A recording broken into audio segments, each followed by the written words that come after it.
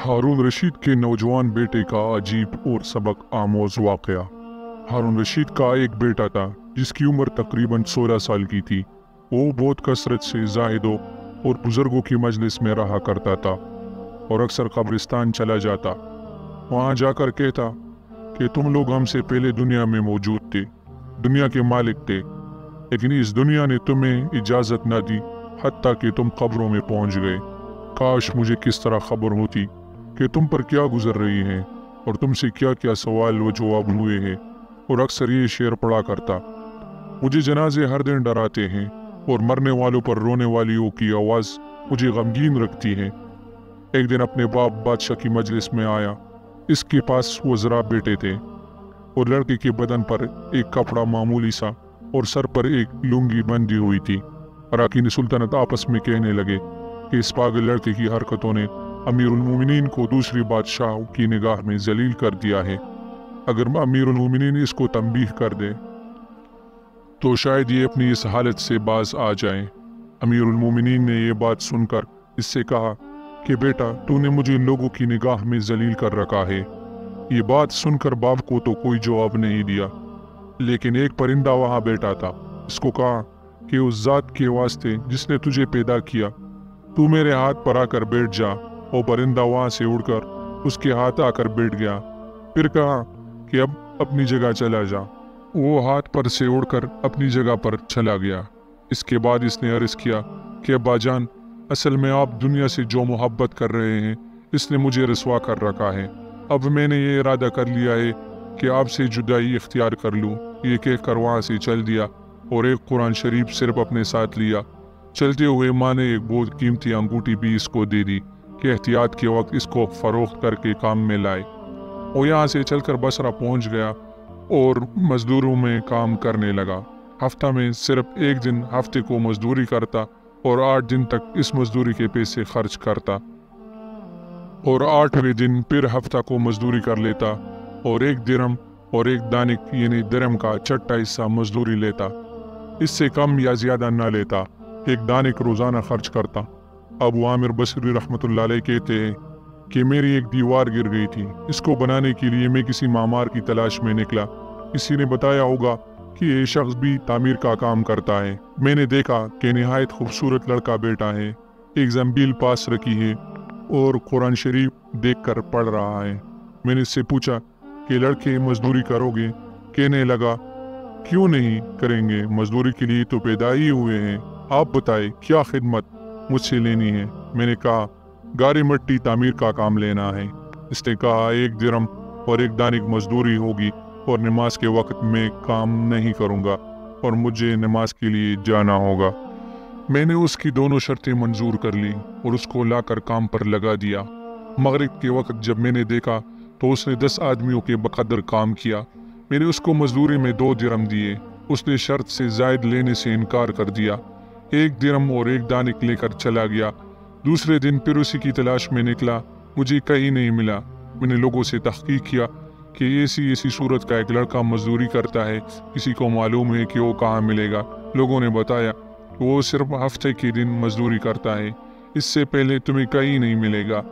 मुझे इसके काम देखकर ऐसी रोबत हुई कि मैंने 8 दिन तक तामीर बंद कर दी और हफ्ते के दिन उसी के तलाश में निकला। वो इस तरह बेटा कुरान शरीफ पढ़ता हुआ मिला।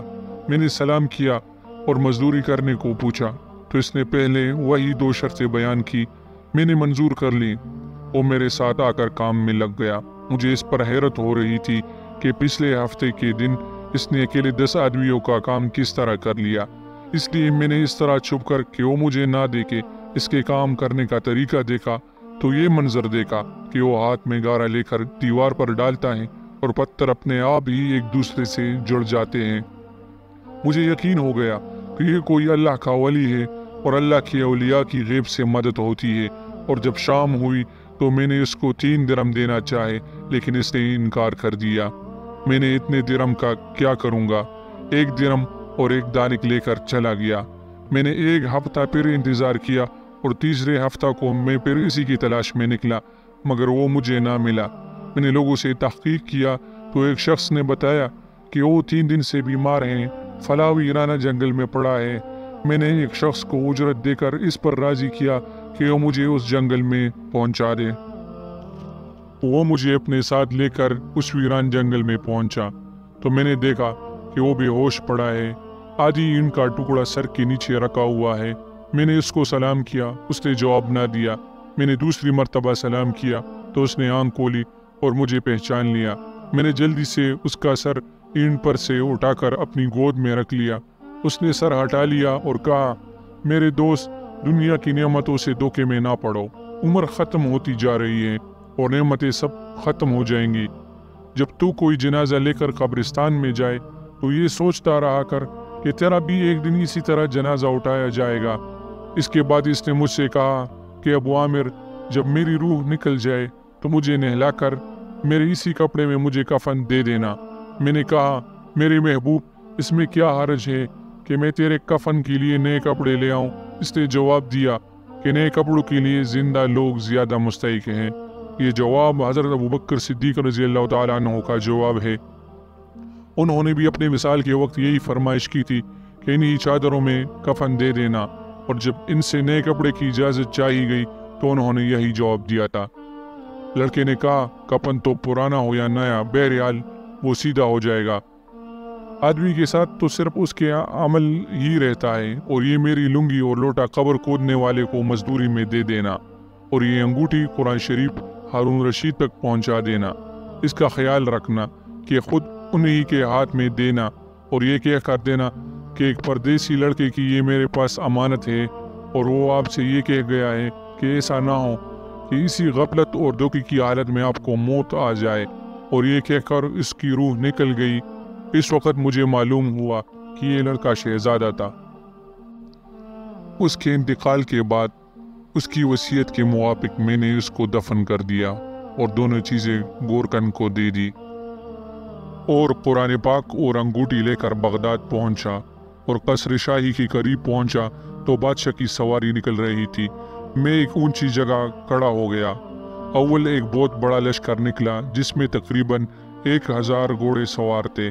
اس طرح یک کے بعد دیگر 10 لشکر نکلے۔ 10ویں جتے میں خود امیر المومنین بھی تھے۔ میں نے زور سے آواز دے کر کہا کہ اے امیر المومنین، آپ کو حضور اقدس کی قرابت داری کا واسطہ ذرا سا توقف کر لیجئے۔ میری آواز پر انہوں نے مجھے دیکھا تو میں نے جلدی سے آگے بڑھ کر کہا کہ میرے پاس ایک پردیسی لڑکے کی یہ امانت ہے جس نے مجھے یہ وصیت کی تھی کہ یہ دونوں چیزیں آپ تک پہنچا دوں۔ بادشاہ نے ان کو دیکھ کر پہچان لیا، تھوڑی دیر سر جھکایا اور ان کی آنکھوں میں آنسو جاری ہو گئے، اور ایک دربان سے کہا کہ اس آدمی کو اپنے پاس رکھو، جب میں واپسی پر بلاؤں تو میرے پاس پہنچا دینا۔ جب ہارون رشید باہر سے واپس پہنچے تو محل کے پردے گروا کر دربان سے پوچھا، اس شخص کو بلا کر لاؤ، اگرچہ وہ میرا غم تازہ ہی کرے گا۔ دربان میرے پاس آیا اور کہنے لگا کہ امیر المومنین نے بلایا ہے۔ اس کا خیال رکھنا کہ امیر پر صدمے کا بہت اثر ہے، اور تم 10 باتیں کرنا چاہتے ہو تو 5 پر گزارا کر لینا۔ یہ کہہ کر وہ مجھے امیر کے پاس لے گیا۔ اس وقت امیر بالکل تنہا بیٹھے تھے۔ مجھ سے فرمایا کہ میرے قریب آ جاؤ۔ میں قریب جا کر بیٹھ گیا۔ کہنے لگے، تم میرے اس بیٹے کو جانتے ہو؟ میں نے کہا، جی ہاں جانتا ہوں۔ کہنے لگے، وہ کیا کام کرتا تھا؟ میں نے کہا، گارے مٹی کی مزدوری کرتے تھے۔ کہنے لگے، تم نے بھی مزدوری پر کوئی کام اس سے کرایا تھا؟ میں نے کہا، ہاں کرایا تھا۔ کہنے لگے کہ تمہیں اس کا خیال نہ آیا کہ اس کی نبی کریم صلی اللہ علیہ وآلہ وسلم سے ایک قرابت تھی کہ یہ حضور صلی اللہ علیہ وسلم کے چچا حضرت عباس رضی اللہ تعالی عنہ کی اولاد میں سے ہے؟ میں نے کہا، امیر المومنین، پہلے اللہ جل شانہ سے معذرت چاہتا ہوں، اس کے بعد آپ کو معذرت خواہ ہوں۔ مجھے اس وقت اس کا علم ہی نہ تھا کہ یہ کون ہے۔ مجھے ان کے انتقال کے وقت ان کا حال معلوم ہوا۔ کہنے لگے کہ تم نے اپنے ہاتھ سے اس کو غسل دیا؟ میں نے کہا، جی ہاں۔ کہنے لگے، اپنا ہاتھ لاؤ۔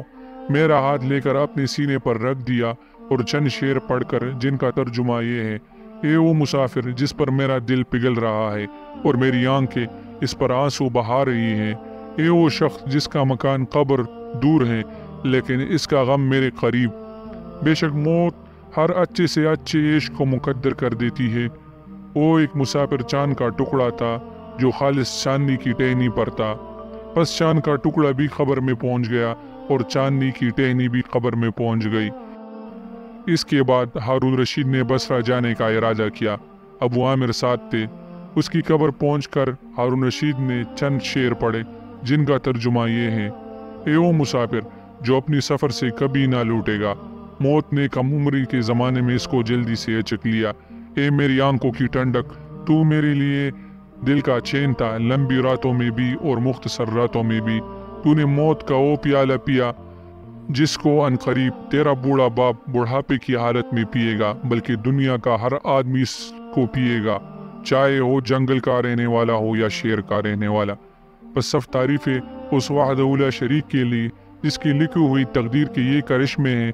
ابو عامر کہتے ہیں، اس کے بعد جو رات آئی تو میں نے اپنے وظائف پورے کر کے لیٹا ہی تھا کہ میں نے خواب میں ایک نور کا قبا دیکھا جس کے اوپر نور ہی نور پھیل رہا ہے۔ اس نور کے عبر میں اس لڑکے نے مجھے آواز دے کر کہا، ابو عامر تمہیں حق تعالی شانہ جزائے خیر عطا فرمائے، تم نے میری تکفین اور میری وصیت پوری کی۔ میں نے اس سے پوچھا کہ میرے پیارے تیرا کیا حال گزرا؟ کہنے لگا، میں اسی مولا کی طرف پہنچا ہوں جو بہت کریم ہے اور مجھ سے بہت راضی ہے۔ مجھے اس مالک نے وہ چیزیں عطا کی جو نہ کبھی کسی آنکھ نے دیکھی، نہ کان نے سنی، نہ کسی کے دل پر اس کا خیال گزرا۔